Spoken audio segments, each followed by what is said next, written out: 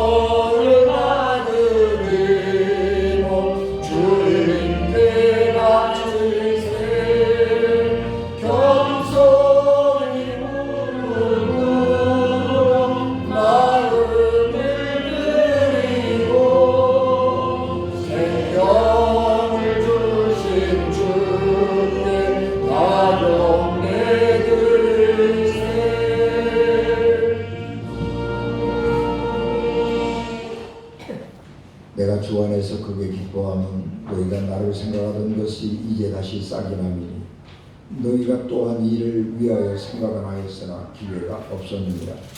내가 군피감으로 말하는 것이 아니니라. 어떠한 형편에든지 나는 자독하기를 배웠노니 나는 비천에 처할 줄도 알고 풍부에 처할 줄도 알아. 모든 일 곧 배부름과 배고픔과 풍부와 군핍에도 처할 줄 아는 일체의 비결을 배웠노라. 내게 능력 주시는 자 안에서 내가 모든 것을 알 수 있느니라. 그러나 너희가 내 괴로움에 함께 참여하였으니 잘하였도다. 빌립보 사람들아, 너희도 알거니와 복음의 시초에 내가 마게도냐를 떠날 때에 주고받는 내 일에 참여한 교회가 너희 외에 아무도 없었느니라. 데살로니가에 있을 때에도 너희가 한 번뿐 아니라 두 번이나 나의 쓸 것을 채웠도다. 내가 선물을 구함이 아니요 오직 너희에게 유익하도록 풍성한 열매를 구함이라. 내게는 모든 것이 있고 또 풍부한지라. 에바브로디도 편에 너희가 준 것을 받음으로 내가 풍족하니 이는 받으실 만한 향기로운 제물이요 하나님을 기쁘시게 하는 것이라. 나의 하나님이 그리스도 예수 안에서 영광 가운데 그 풍성한 대로 너희 모든 쓸 것을 채우시리라. 하나님 곧 우리 아버지께 세세무궁하도록 영광을 돌릴지어다. 아멘. 우리가 충만하신 하나님, 주의 말씀이 우리의 삶을 변화시키게 하옵시고 하나님의 생명이 우리의 삶에 흐르게 하옵소서. 이분간 종의 하나님의 능력을 각절로 더하시고 이 시간 영역과 영권을 더하옵소서. 우리 주님 예수 그리스도 이름으로 기도하옵나이다. 아멘. 우리 사회심리학자인 에릭 프롬이 소유냐 존재냐 그런 책을 썼습니다. 이 책은 그 제목이 말하고 있는 것처럼 인간의 삶이라고 하는 것은 소유와 존재가 가장 중요한 핵심적인 요소인데 사람들이 현대에 와서 점점 더 소유 쪽으로 이렇게 기울어져 가고 있다. 그런 것을 주장하고 있는 책입니다. 이 나의 소유와 나의 존재라고 하는 것은 이 공동체의 영향을 많이 받죠. 그래서 내가 어떤 공동체에 속해 있느냐라고 하는 것이 내 정체성을 그리고 내 소유를 넓혀가는 데 굉장히 중요한 역할을 하게 됩니다. 그래서 우리는 내 개인적으로 내가 발전하고 개인의 삶을 성취하고 그런 데 관심을 많이 갖기도 하지만 한편으로는 이 공동체가 좋은 공동체가 되고 발전하는 공동체가 되기를 위해서 노력을 하기도 하는 것입니다. 과거에는 미국이 세계의 표준이었죠. 미국이 정하면 세계가 다 따라가는 그런 시대가 되었는데 최근에 와서 미국이 너무 많이 망가져서 미국은 동맹국들의 실망을 가져다 줄 뿐만 아니라 동맹국들을 배신하고 있어서 미국에 대한 신뢰가 많이 흔들리고 있지요. 미국이 민주주의의 본산이잖아요. 대통령 중심제 미국 민주주의의 본산인데 미국이 그 민주주의라고 하는 그 틀이 이제는 점점 깨지고 있고 미국의 헌법이라고 하는 그 제도 자체가 헌법 자체가 개혁이 불가능한 그런 헌법이에요.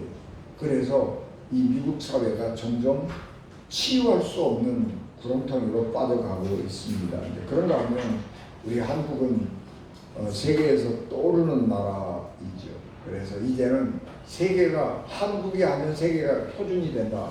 뭐 그런 시대가 되어 오고 있습니다. 그래서 옛날에는 미국 구경 가는 게 선망이었고 꿈이었다고 그러면 야 미국 여행 한번 가자. 미국에 가서 공부하고 오자. 그런 것이 꿈이었다고 그러면 이제는 한국에 가서 한번 살아보고 오자. 한국에 한번 가보자. 그런 것이고 한국에 와서 살다가 또는 한국에 여행을 왔다가 간 사람들이 한국 아리를 한다. 한국에 또 가고 싶어서 아리를 한다. 그런 소문들이 이렇게 돌아오잖아요. 미국에서 반트럼프 시위를 하는데 태극기가 등장을 하는 시대잖아요. 옛날에는 광화문에서 시위를 하면 태극기하고 성조기가 휘날렸는데 지금은 미국에서 시위를 할 때에 한국의 태극기가 나가고 한국의 헌법재판소 미국에 수입했으면 좋겠다. 그런 시대가 되어 왔습니다. 그래서 대한민국이 세계에 주목을 받게 되었고 또 한국 사람들은 세계에서 존경을 받는 그런 사람들이 되겠습니다. 국가는 공동체는 그렇게 발전해 가고 있는데 그러면 우리 개인은 어떠냐? 그렇게 우리 관심을 돌려보면 국가가 해결해 줄 수 있는 문제도 있지만 국가가 해결해 주지 못하는 문제가 있습니다. 그래서 국가가 해결해 주지 못하는 개인 존재에 대한 문제, 이거는 누구라도 해결할 수 없는 거예요.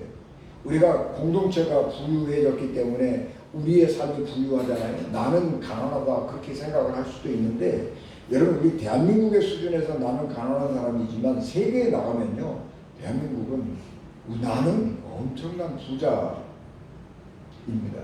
그러니까 이제 내가 이제 그런 정도의 삶을 살고 있는데 그럼에도 불구하고 아까 얘기한 것처럼 이 존재의 문제 이거는 국가가 해결해 줄 수 없는 것이고 존재의 문제는 내가 개인이 오롯이 짊어질 수밖에 없는 삶의 길인 것이죠.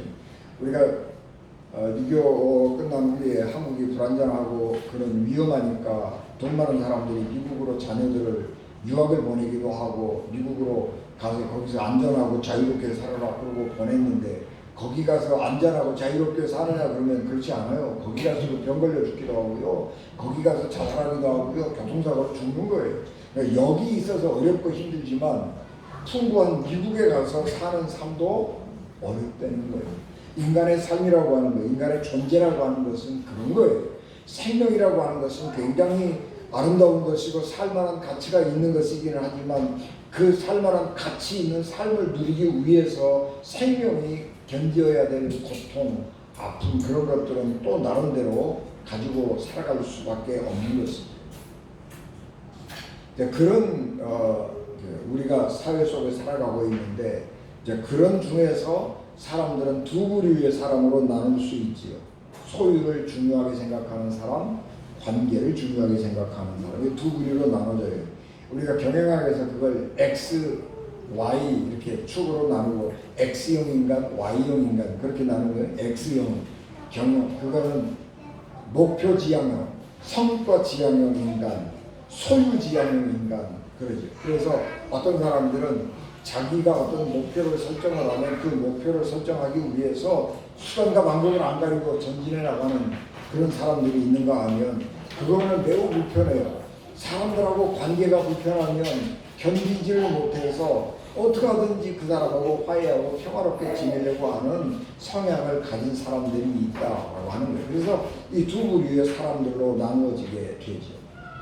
소유를 중요하게 생각하는 사람들, 성과 업적을 중요하게 생각하는 사람들은 어디에 관심이 있느냐 그러면 내가 가지고 있는 돈의 양을 소중하게 생각합니다. 그래서 소유를 소중하게 생각하는 사람들은 내 육체의 안전, 내 육체의 쾌락을 중요하게 생각합니다. 그래서 이 감사, 행복 이런 것도 돈이 많으면 육체가 안전하면 육체가 원하는 것들을 육체의 욕망을 더 빠르게 충족시켜 나갈 수 있으면 행복하다.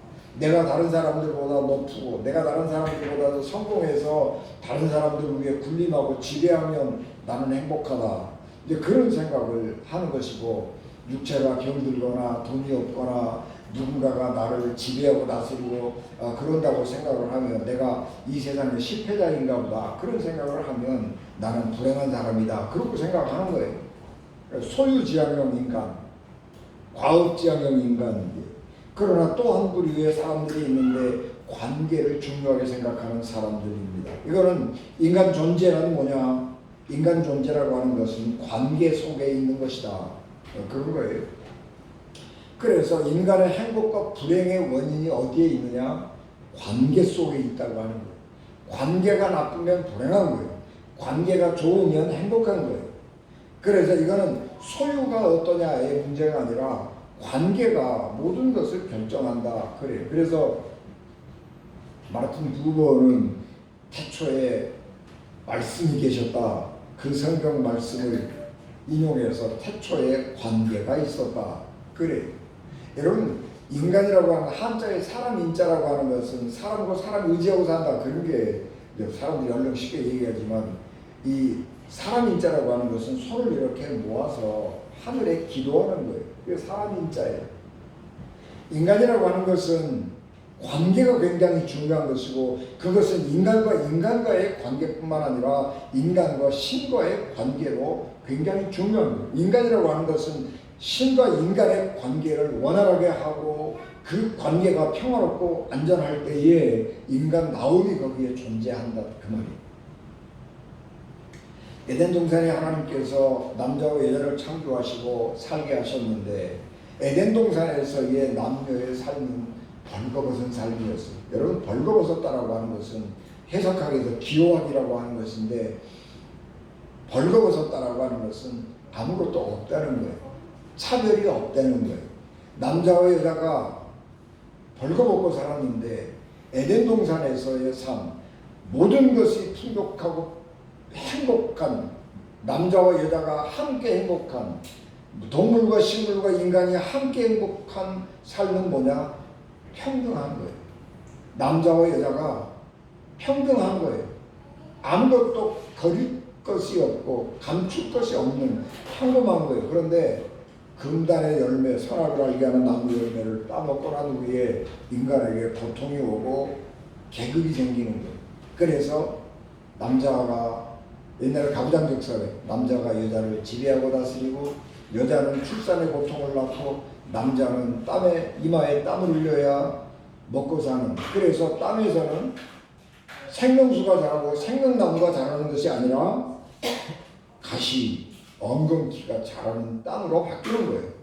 그래서 이 죄악이 들어오니까 관계가 왜곡되기 시작하니까 인간의 삶이 불행해지는 거예요. 그래서 인간의 삶의 행복은 아름답고 평등한 관계에 있다라고 하는 것입니다. 사도 바울이 로마 감옥에 갇혀 있을 때에 빌립보 교회 성도들이 에바브로디도를 통해서 선교, 이 감옥에 사는데 필요한 선교 헌금을 보내주었습니다. 본문의 말씀은 빌립보 교회 성도들이 로마의 감옥에 갇혀서 생활하고 있는 사도 바울에게 선교 헌금을 보내주었는데 에바브로디도가 와서 반가운 사람을 보고 선교 헌금을 보내주고 이런 것을 보면서 너무너무 사도 바울이 감격하고 감사하는 마음이 있어서 에바브로디도 편에 빌립보 교회 성도들에게 감사의 마음을 전하는 편지 말씀이 본문입니다. 사도 바울은 빌립보 교회 성도들이 보내준 선교 헌금을 받고 너무 기뻤지요. 사도 바울은 복음을 전할 때에 이 사람들로부터 물질적인 보상을 바라고 한 것은 아니었습니다. 유대인 랍비들은 제자들을 가르치고 수업료를 받아서 생활한 것이 아니고 가르치는 것은 무료로 그냥 가르쳤어요. 그래서 소득이 없으니까 자기가 직업을 가졌어요. 그래서 유대인 랍비 교육을 할 때는 직업 교육을 꼭 받는 거예요.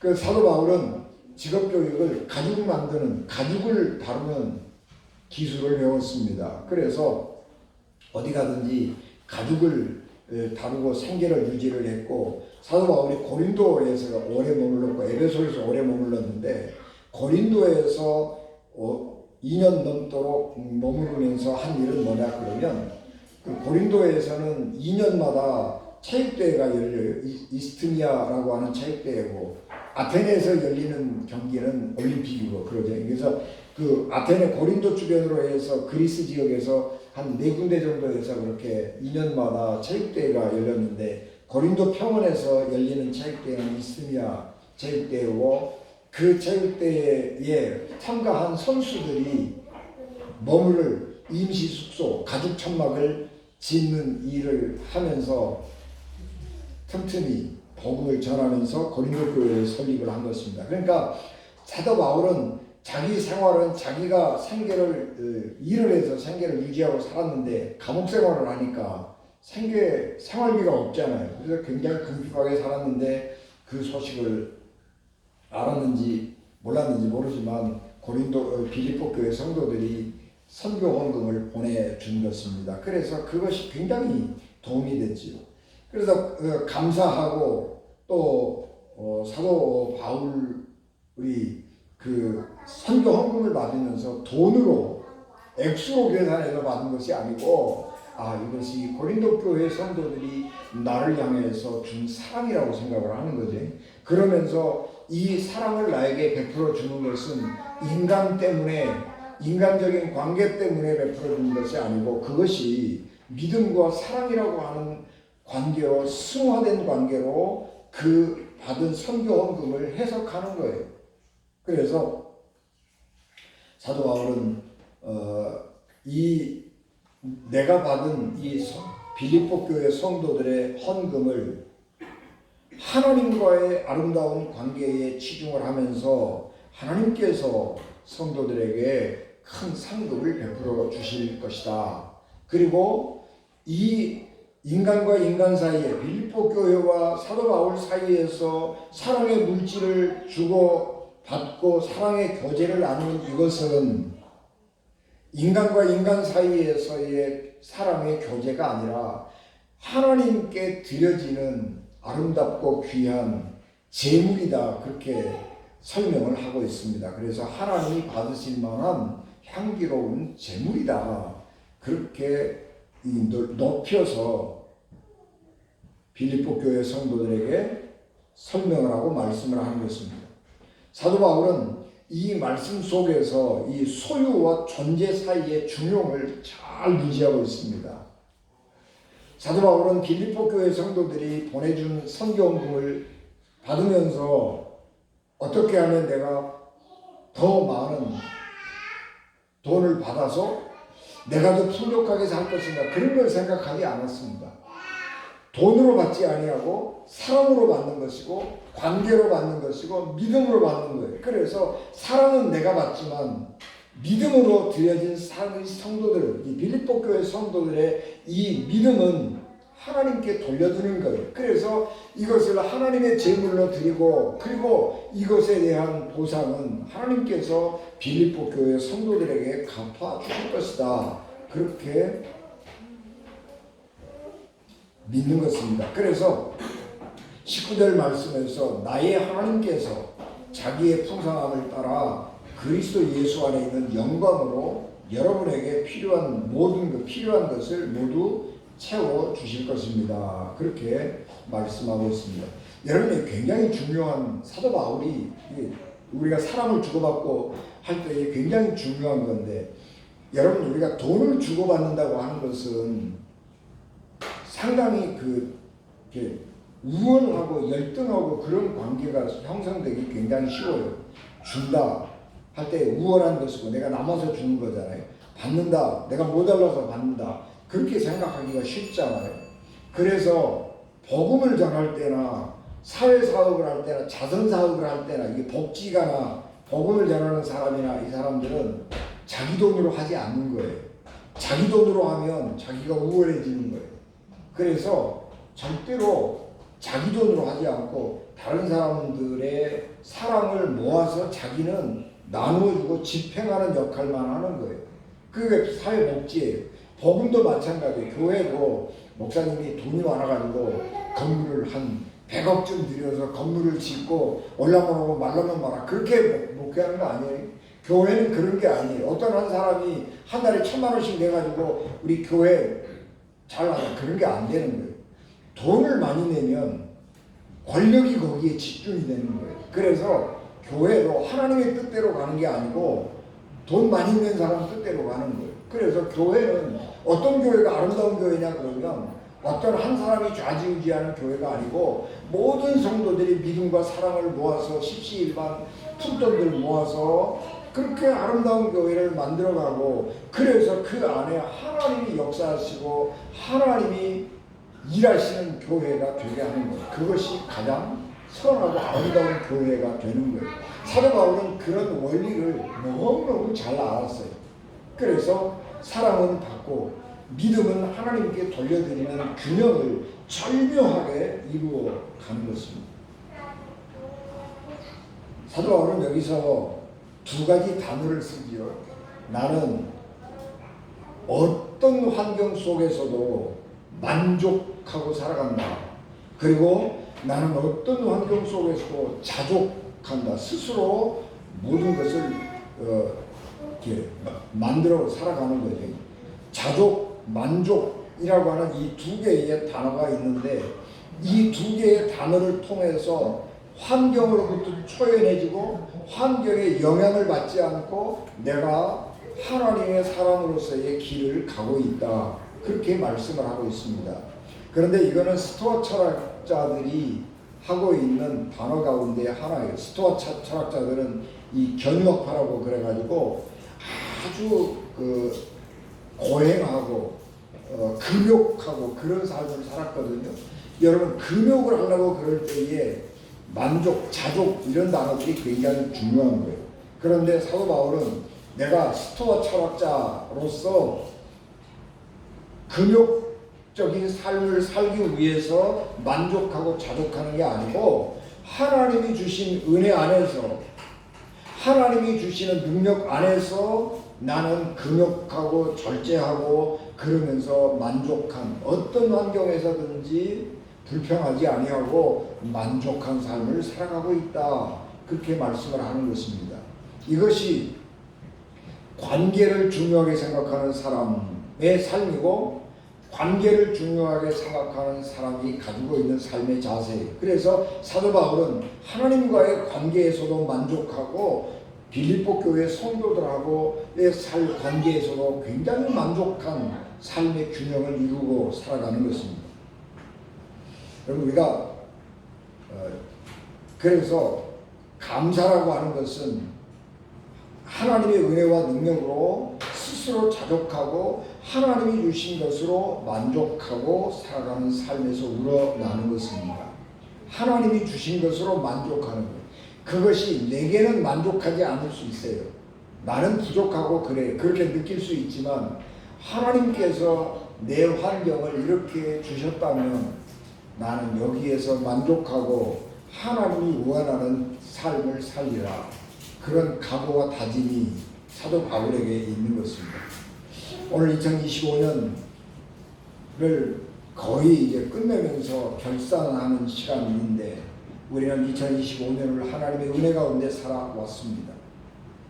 추수감사절을 지키는데 추수감사는 모든 추수를 마친 후에 그 결과들을 앞에다 놓고 감사하는 절기이기 때문에 우리는 잘못 생각하면 풍성한 열매를 거두었기 때문에 내가 1년 동안의 삶을 돌아보니까 내가 1년 동안 얻은 것도 많고 결실도 많고 자랑할 만한 것도 많고 그러기 때문에 감사한다 그렇게 생각할 수도 있지만 그리스도인들에게 있어서 추수감사는 하나님께서 이 추수의 때에 이르기까지 하나님께서 때를 따라 시를 따라 도왔다고 하는 하나님의 은혜를 생각하며 감사하는 거예요. 그러니까 결과하고는 상관이 없어요. 하나님하고 관계 때문에 감사하는 거예요. 그래서 하박국은 외양간에 송아지가 없어도 무화과 나무에 포도가 없어도 나는 하나님 때문에 감사한다. 그렇게 찬양하는 거예요. 그게 하나님과의 관계 안에서 사도 바울처럼 만족하고 자족하는 사람이 고백하는 감사인 것입니다. 우리가 이 추수감사절을 지내면서 바로 그런 것인데 우리가 감사의 대상이 내가 풍성하게 거둔 열매가 아니라 풍성하게 내 삶이 여기까지 지속되어 올 수 있도록 내 존재가 망가지지 않고 깨지지 않고 여기까지 살아올 수 있도록 하나님이 인도해 주셨다고 하는 것을 기억하면서 하나님과의 관계에 만족하는 기쁨과 감사인 것입니다. 그래서 그리스도인들의 추수감사는 하나님께 집중하는 감사인 것입니다. 소유에 집중한다면 결과에 따라서 시기가 달라지죠. 그래서 우리는 늘 소유에 집착하고 살아가는 경우가 많아서 돌아보면 인생 참 허무하다 그런 얘기들을 많이 해요. 근데 안 그래요. 인생 허무하지 않아요. 인생은 살만한 가치가 있어요. 우리가 살아오는 동안에 느끼는 기쁨이 얼마나 많은지. 여러분 내가 이룬 것은 많지 않아요. 이룬 것은 별거 없는데 내가 살아오면서 경험했던 많은 기쁨들이 있어요. 그 기쁨들을 우리가 잊어버리고 살아가는데 얼마나 기쁜 일들이 많았어요. 저는 결혼하면서 너무 기뻤어요. 왜냐하면 돈이 하나도 없는데 어떤 여자가 덜렁 나한테 시집 와준대요. 너무 즐거웠어요. 저는 결혼하고 살 집이 마련할 능력이 없었거든요. 근데 목회를 나가니까 집을 주더라고요. 그러니까 가정이라고 하는 게 만들어지잖아요.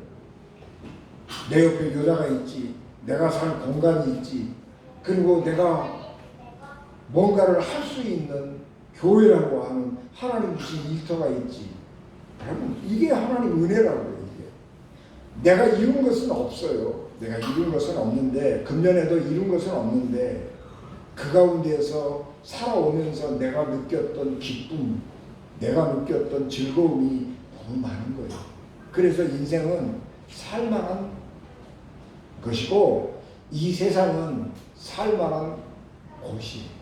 그래서 감사하는 거예요.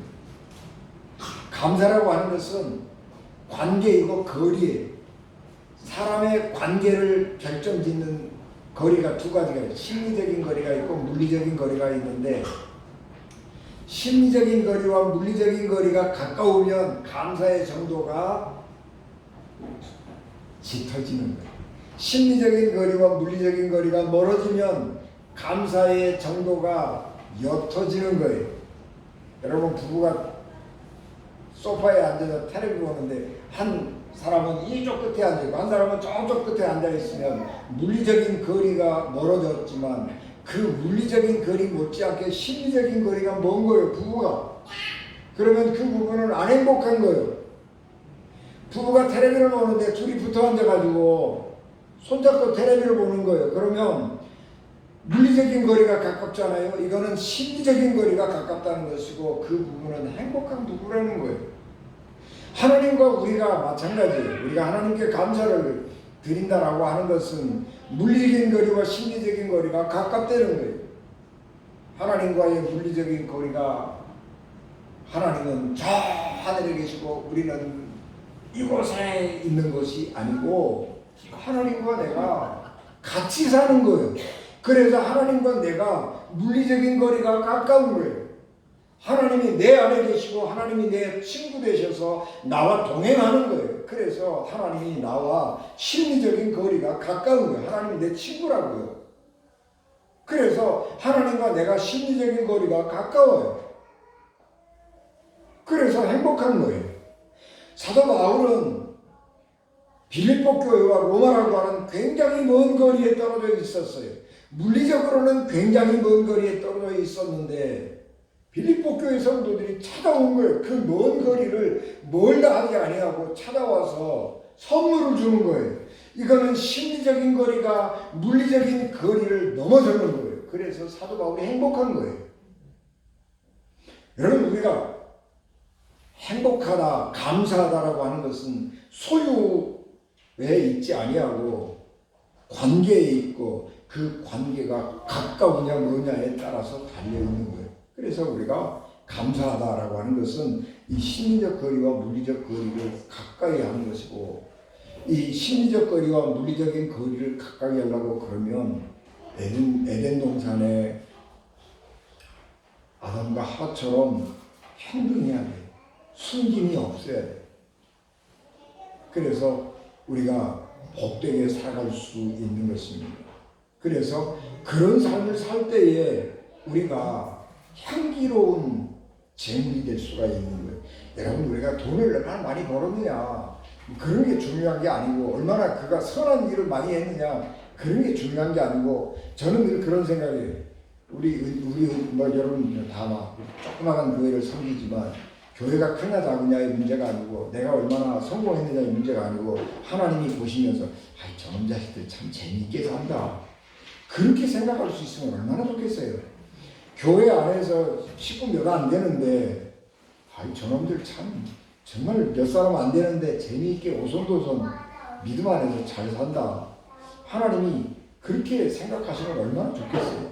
하나님은 우리를 소유나 업적이나 성과나 그런 것 가지고 판단하는 분이 아니기 때문에 그런 생각을 할 수가 있는 거예요.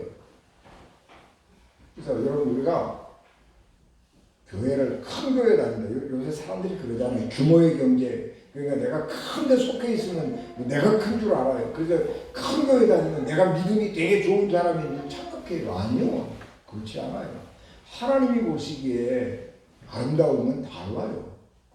그러니까 우리의 초점을 하나님께 두고 하나님과 관계에 두고 하나님 저놈 자식들 참 마음에 들게 잘 산다. 여러분, 우리 부모가 자식들 보면 그러잖아요. 자식들 시집장가 보내놨더니 저놈 새끼 저거 불안하고 그러면 안 되잖아요. 아이 저놈 재미있게 잘 산다. 그러고 마음 탁 놔버릴 수 있으면 그게 행복이잖아요. 여러분, 그래서 우리의 믿음의 삶도 그렇게 아름답게 살아가기를 바랍니다. 하나님의 신실한 친구, 이 시대에 믿음의 사람으로 살고 있음을 감사하면서 25년 추수감사절을 드리며 하나님의 그 아름다움을 찬양하고 하나님의 사랑을 느끼는 하나님의 믿음의 가족 되시기를 주 예수 그리스도 이름으로 축복합니다. 기도하겠습니다. 은혜가 충만하신 아버지 하나님, 넘치는 주의 은혜와 사랑이 저희들 온 삶에 충만하게 하시고 우리들의 삶이 주님 보시기에 합당하고 하나님 때문에 우리가 살만한 기쁨과 가치를 느끼고 생명을 향유하고 살아가는 저희들 되게 하옵소서. 우리 주님 예수 그리스도 이름으로 기도하옵나이다.